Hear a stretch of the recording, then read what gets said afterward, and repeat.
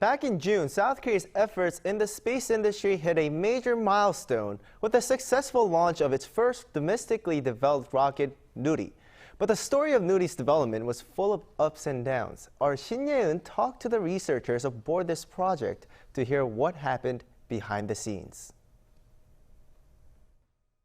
국민 여러분, 대한민국 우주의 하늘이 활짝 열렸습니다. 누리호가 발사되었습니다. On June 21st, South Korea's domestically developed rocket, NURI, blasted off into space. Its launch made South Korea the 7th country in the world with its own space rocket that can carry satellites weighing over 1 ton.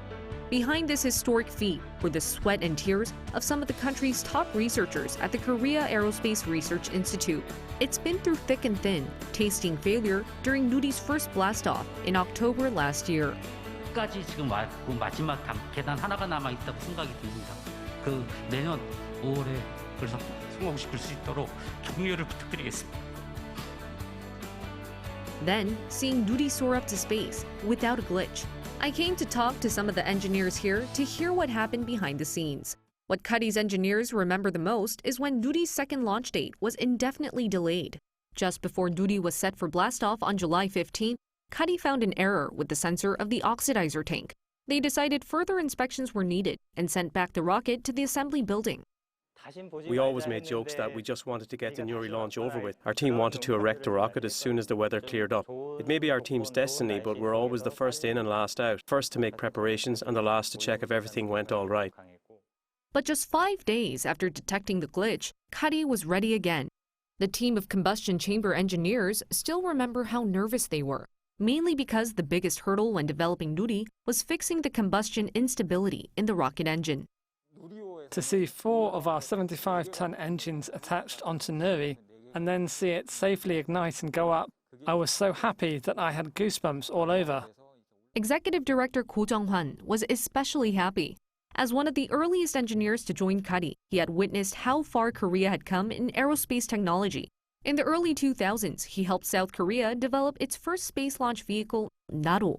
Back then, Korea didn't have the infrastructure to test or develop its own engines or rockets. So Russia developed the first stage of NATO and Korea only made the top stage. 그 과정 하나하나가 사실은 좀 긴장을 늦출 수가 없는 그런 단계들이고 마지막으로 우리가 15분 뒤에 이제 그 위성을 분리를 했을 때는 아 이제 그 우리도 드디어 해냈구나 하는 이제 안도감에 굉장히 다들 기뻐했던 것 같습니다. 그때 처음 내뱉으신 한마디가 뭐였을까요? 그냥 소리를 질렀던 것 같아요. 뭐라고 하셨어요? 그냥 그 박수 치다가 그냥 야 이랬던 것 같아요. 네. Before NURI, many people had said South Korea is in the old space era, where the government solely developed space technology. But with NURI, a new concept has been formed, a new space era, where the private sector is also heavily involved. Some 300 companies were on board the NURI project.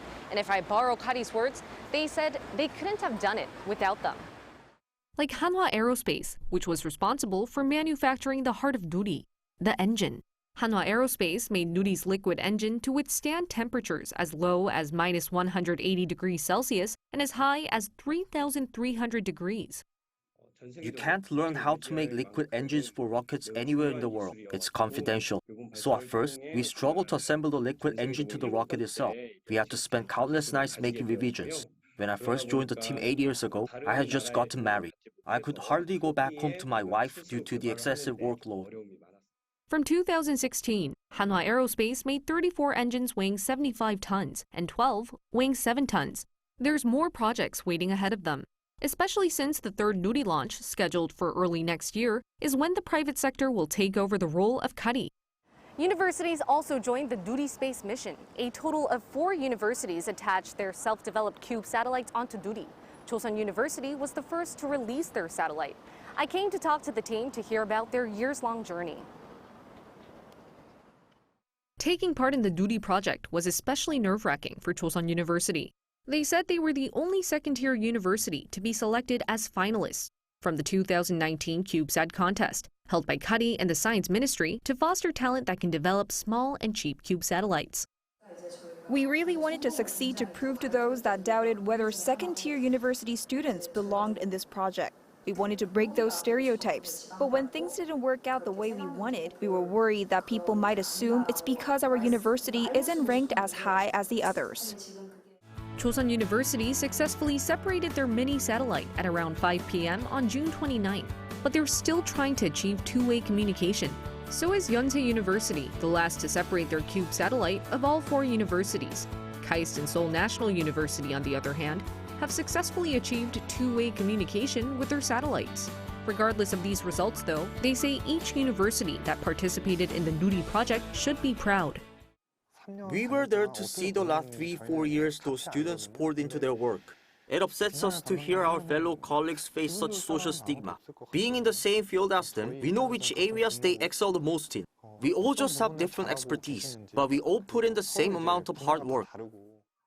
I don't think you can divide schools into being good or bad at aerospace technology. Anyone studying it is highly skilled. I hope the Chosun University students can brush off any mean comments about them. NURI awaits 4 more launches between now and 2027, and each time it aims to take Korea further in the space race. 내년 초에 이제 3차 발사가 준비되어 있다고 하는데 혹시 준비되셨을까요? 차세대 소형기성 2호를 또 탑재하고 우리가 이제 운반을 해줘야 됩니다. 그래서 최선을 다해서 문제없이 운반해 드리도록 하겠습니다. Shin Ye-eun, Arirang News.